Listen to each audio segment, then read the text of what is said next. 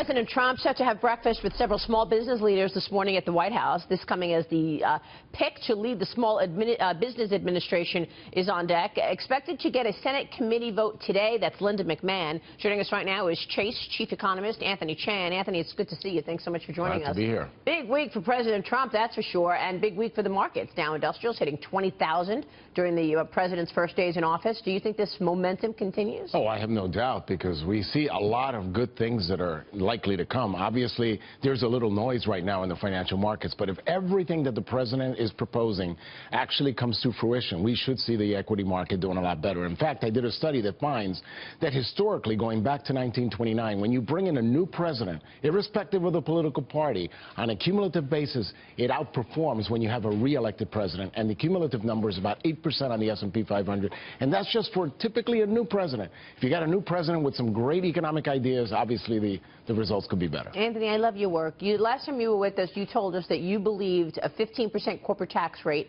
is equivalent to a 20% increase in earnings for 2017. You still... I still believe that if it's retroactive to the beginning of the year.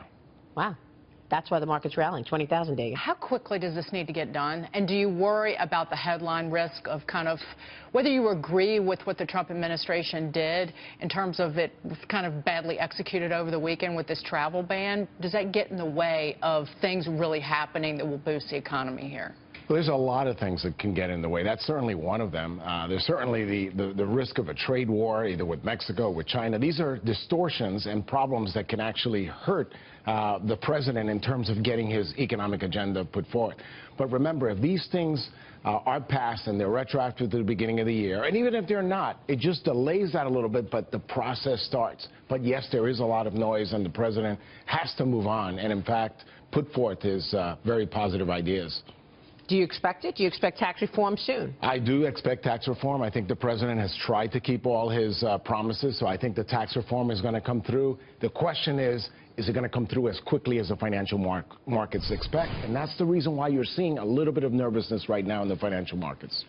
Anthony, a quick question. So the Small Business Administration's potential leader, Linda McMahon, is, trying to get confirmed this week. So Wall Street Journal, actually with Brookings Institution, just put out a report this morning that talked about how small communities in this country might be adversely affected by a trade war, whereas some of the cities might not be. And they did an export intensity study, and lots of different areas in the Midwest and the South are going to be hit hardest by a potential trade war. So considering the small business nominee going through, these are small businesses that would be affected. Do you think that the Small Business Administration might push back a little bit in some of Donald Trump's trade policies? Well, I have no doubt that not only will small businesses, but I think Main Street America will push back, because small and medium-sized businesses are responsible for the creation of more than 80% of all the jobs that are created in this country. Yeah. If you do anything that will impact small and medium-sized businesses, you impact the heartbeat of America.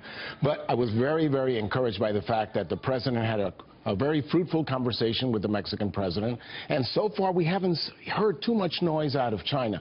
Remember that these countries are important trading partners, and yes, it's nothing wrong with renegotiating these trade deals, but walking away and not having a backup and just causing a trade war would certainly benefit no one. Yes, well, we haven't really been talking about the implications of NAFTA, but the truth is once this law became sort of very prevalent out there, where it was okay for a company to move its manufacturing to a cheaper place and then sell those products back to the U.S., that just became the template for all trade deals.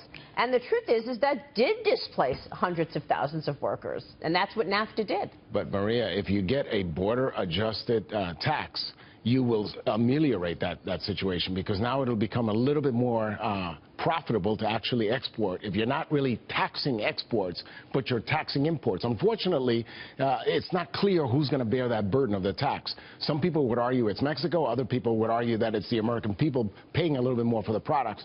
My best guess is that the burden will be somewhat shared. But nonetheless, it will start to move us in the direction of correcting that situation. But doesn't it benefit in the long run that for the first time in decades that our country is dealing with other countries from a position of strength and vigor?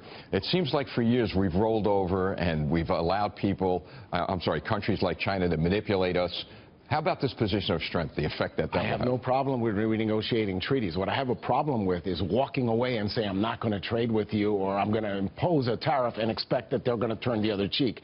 in a negotiation, you got to have both parties engaged. And so if we do that and get the better deal for America, it's a big win for all of us. We got the best negotiator ever in the White House. I have no doubt that we have a good negotiator. I have no doubt that they're going to get the job done. All right. Well, you seem pretty positive on markets, that's for sure, in the backdrop, Anthony.